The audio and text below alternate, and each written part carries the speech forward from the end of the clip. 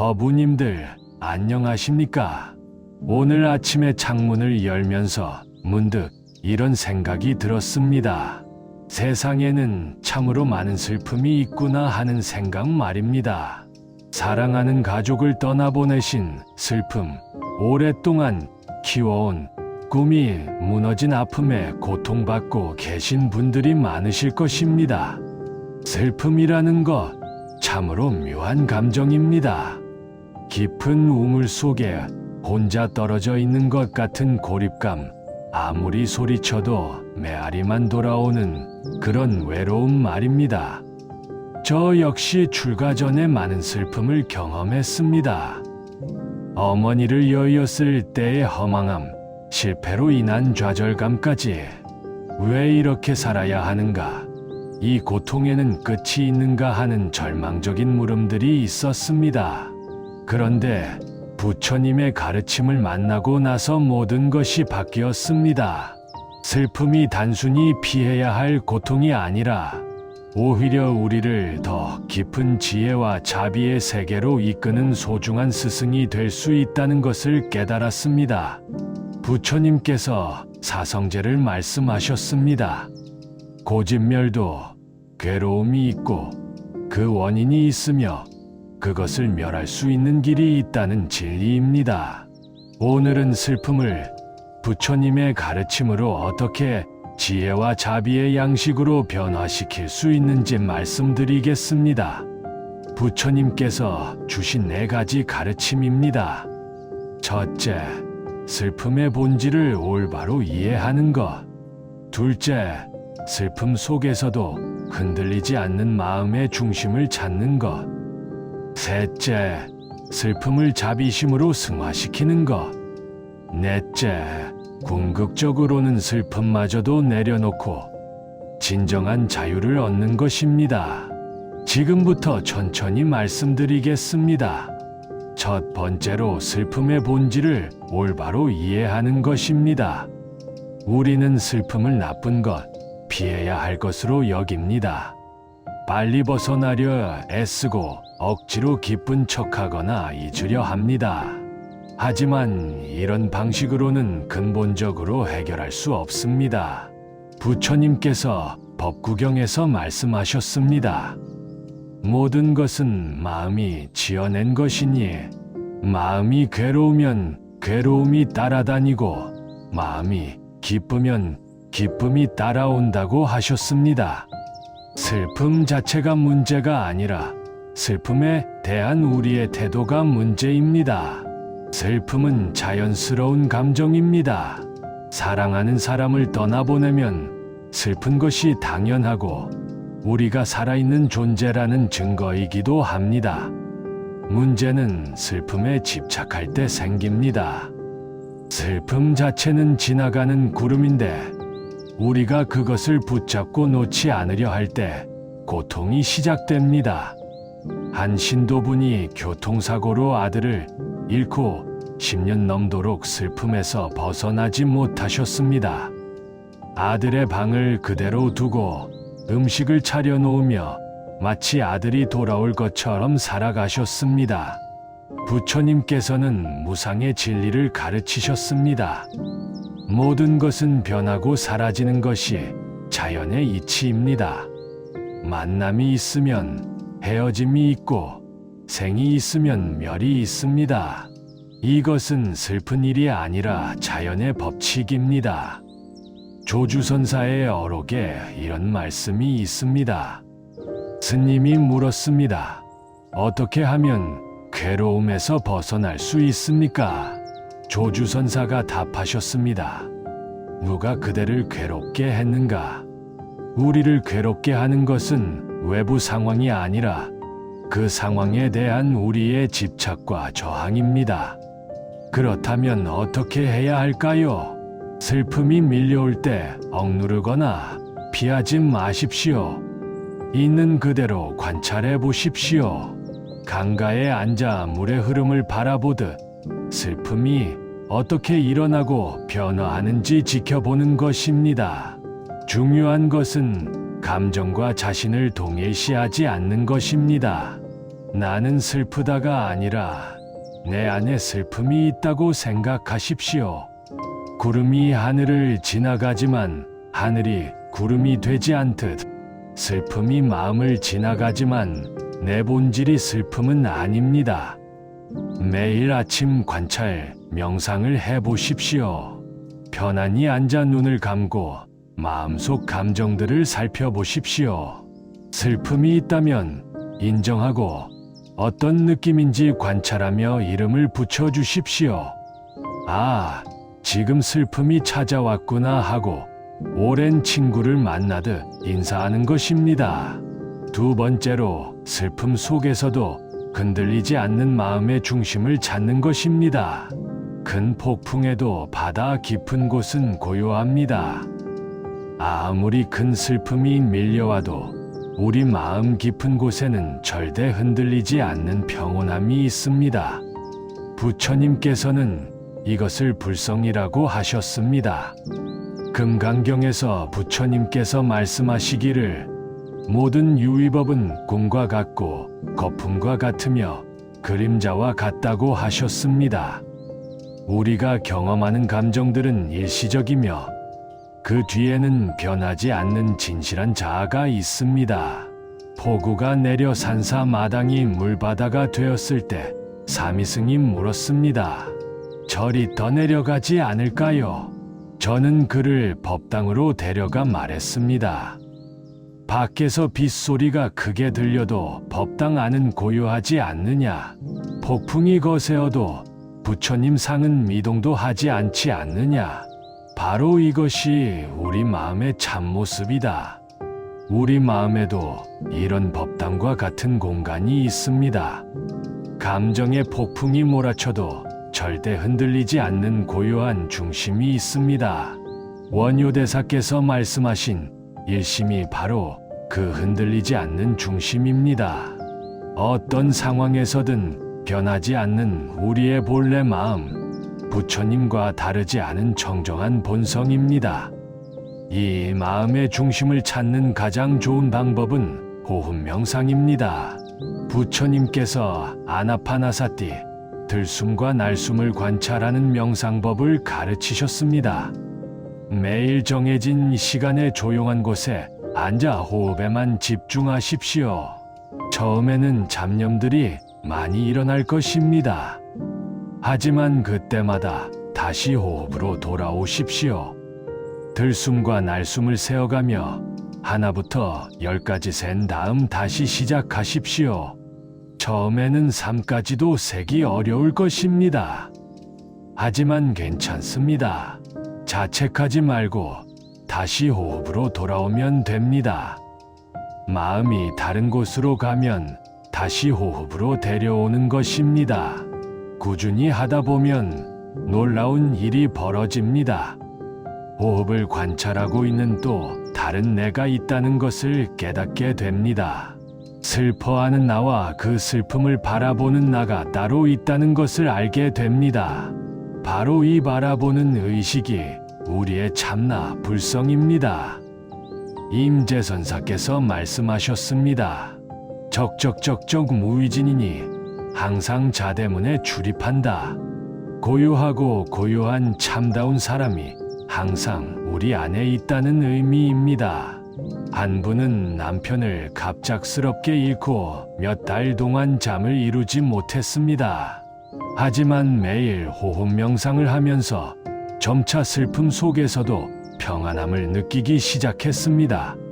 슬픔은 여전히 있었지만 그것에 완전히 압도되지 않는 내적인 힘을 발견한 것입니다.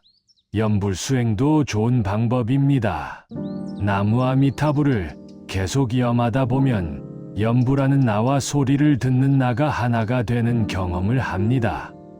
평상시에 분별하는 마음이 멈추고 고요한 본래 마음이 드러나게 됩니다. 세 번째로 슬픔을 자비심으로 승화시키는 것입니다. 이것이야말로 부처님 가르침의 가장 아름다운 부분입니다. 우리의 고통과 슬픔이 오히려 다른 생명들을 위한 자비심의 원천이 될 수 있습니다. 관세음보살님의 깊은 자비심은 어디에서 나왔을까요? 중생들의 고통과 슬픔을 온몸으로 경험하셨기 때문에 그들의 아픔을 진정으로 이해하고 구원하고 싶은 마음이 생긴 것입니다. 법화경에서 부처님께서 말씀하시기를 관세음보살이 중생들의 음성을 관찰하여 그들을 고통에서 구원한다고 하셨습니다. 단순히 보기만 하는 것이 아니라 중생들의 아픔을 자신의 아픔으로 느끼고 공감하는 것입니다. 한 보살님은 젊은 나이에 유방암 판정을 받았습니다. 처음에는 원망과 슬픔으로 가득했지만 치료 과정에서 같은 고통을 겪는 사람들이 얼마나 많은지 깨달았습니다. 완치 후에는 같은 병을 앓는 분들을 위한 자원봉사를 시작했습니다. 자신이 겪었던 두려움을 잘 알기에 환자분들의 마음을 진정으로 이해하고 위로할 수 있었습니다. 그분은 자신의 병이 오히려 부처님께서 주신 선물이었다고 말씀하셨습니다. 이것이 슬픔을 자비심으로 승화시키는 구체적인 예입니다. 개인적인 아픔이 보편적인 사랑으로 변화하는 것입니다. 부처님께서도 생로병사의 고통을 목격하셨기 때문에 깊은 자비심을 갖게 되셨습니다. 지장보살님도 지옥의 고통을 아셨기 때문에 큰 서원을 세우신 것입니다. 구체적으로 어떻게 슬픔을 자비심으로 바꿀 수 있을까요? 먼저 자신의 슬픔을 깊이 경험하고 받아들이십시오. 억누르거나 잊으려 하지 말고 온전히 느껴보십시오. 이때 중요한 것은 이 슬픔이 나만의 것이 아니라는 것을 깨닫는 것입니다. 명상할 때 이런 관상을 해보십시오. 내가 지금 느끼는 이 슬픔과 똑같은 감정을 지금 이 순간에도 세계 곳곳에서 수많은 사람들이 느끼고 있다고 상상해 보십시오. 사랑하는 사람을 잃은 슬픔, 건강을 잃은 절망감, 꿈이 무너진 좌절감을 나와 똑같이 경험하는 사람들이 얼마나 많을까요? 그 모든 존재들에게 마음을 열어보십시오. 나의 이 아픔이 그들의 아픔과 다르지 않다는 것을 느껴보십시오. 개인적인 슬픔을 보편적인 고통으로 확장해서 이해할 때 자연스럽게 자비심이 일어납니다. 나만 아픈 것이 아니라 모든 존재가 아프다는 것을 알 때 다른 존재들의 아픔까지 돌볼 수 있는 여유가 생깁니다. 매일 자비 명상을 해보십시오. 편안히 앉아서 먼저 자신에게 말하십시오. 내가 행복하기를, 내가 평안하기를, 내 모든 슬픔이 사라지기를. 그 다음 가족, 친구, 모르는 사람들에게까지 같은 마음을 보내보십시오. 모든 존재가 행복하기를, 모든 존재가 평안하기를. 처음에는 어색할 수 있지만 꾸준히 하다 보면 다른 사람들의 행복을 진심으로 바라는 마음이 생깁니다. 그 순간 자신의 슬픔도 이상하게 가벼워집니다. 실제로 어려운 사람들을 도와보십시오. 자원봉사든 어려운 이웃을 돕든 작은 일부터 시작하십시오. 다른 사람의 아픔을 위로하면서 역설적으로 자신의 슬픔도 치유됩니다. 이것이 부처님께서 가르치신 상구보리 하와중생의 정신입니다. 네 번째로 궁극적으로는 슬픔마저도 내려놓고 진정한 자유를 얻는 것입니다. 부처님의 가르침은 여기서 끝나지 않습니다. 궁극적으로는 슬픔과 기쁨을 모두 초월한 진정한 평등심에 이르는 것이 목표입니다. 이것을 공의 깨달음이라고 합니다. 모든 현상이 실체 없이 인연 따라 일어났다가 사라진다는 것을 깨닫는 것입니다. 슬픔도 기쁨도 마음이 만들어낸 허상이며 집착할 이유가 없다는 것을 아는 것입니다. 나가르주나 보살이 말씀하신 팔불중도가 이런 경지를 설명합니다. 생하지도 멸하지도 않으며 같지도 다르지도 않고 오지도 가지도 않는다는 것입니다. 모든 현상의 진실한 모습이 공이라는 의미입니다. 우리 슬픔도 마찬가지입니다. 꿈속의 사건처럼 꿈 속에서는 생생하지만 깨고 나면 실체가 없었음을 알게 됩니다. 육조 해능대사의 단경에 이런 개송이 나옵니다. 본래 무일물 하쳐야지네. 본래 한 물건도 없는데 어디에 먼지가 앉겠는가. 우리 본래 마음은 텅 비어 있어서 어떤 것도 달라붙을 수 없다는 것입니다. 하지만 오해하지 마십시오. 슬플 때 슬퍼하지 말라는 뜻이 아닙니다. 슬플 때는 실컷 슬퍼하되 그 슬픔에 영원히 매여 있을 필요는 없다는 의미입니다. 남학선사가 마조에게 말했습니다. 수행한다고 부처가 되는 것이 아니다. 기와를 갈아도 거울이 될 수 없는 것과 같다. 우리가 본래 부처라는 의미입니다. 슬픔을 없애야 깨달음을 얻는 것이 아니라 슬픔이 있든 없든 우리는 본래 완전한 존재입니다. 가장 중요한 것은 모든 감정을 있는 그대로 받아들이는 연습입니다. 슬픔이 오면 받아들이고 기쁨이 오면 받아들이되 붙잡으려 하지도 밀어내려 하지도 않는 것입니다. 거울이 모든 것을 비추되 아무것도 붙잡지 않는 것과 같습니다. 호흡 명상이나 염불 수행을 꾸준히 하면서 점차 무념무상의 경지로 들어가는 연습을 하십시오.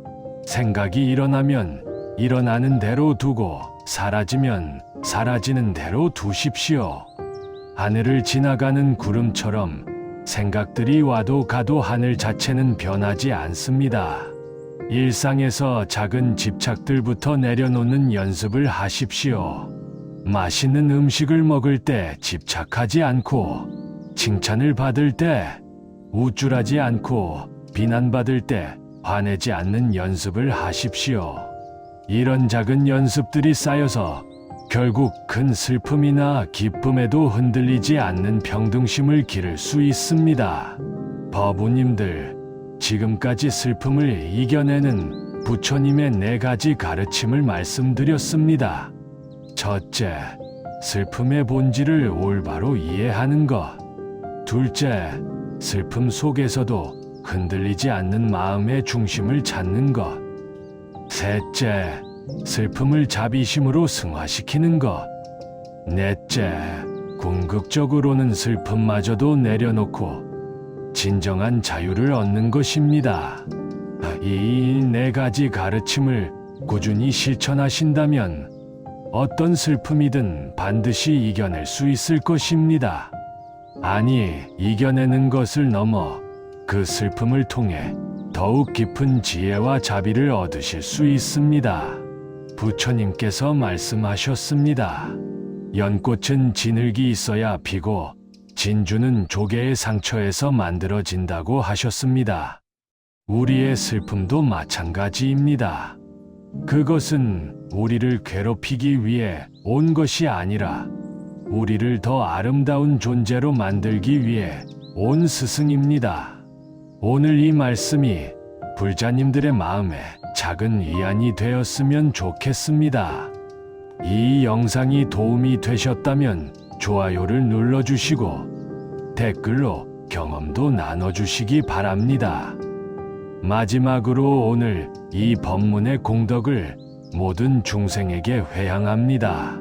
이 작은 법문으로 인한 모든 공덕이 법계의 모든 중생들에게 두루 미쳐서 모든 존재가 슬픔에서 벗어나 참된 행복을 얻기를 서원합니다. 원컨대 모든 불자님들께서 항상 부처님의 자비광명 속에서 평안하시고 어떤 어려움이 닥쳐도 흔들리지 않는 깊은 믿음과 지혜를 갖추시기를 간절히 기원합니다. 나무아미타불 관세음보살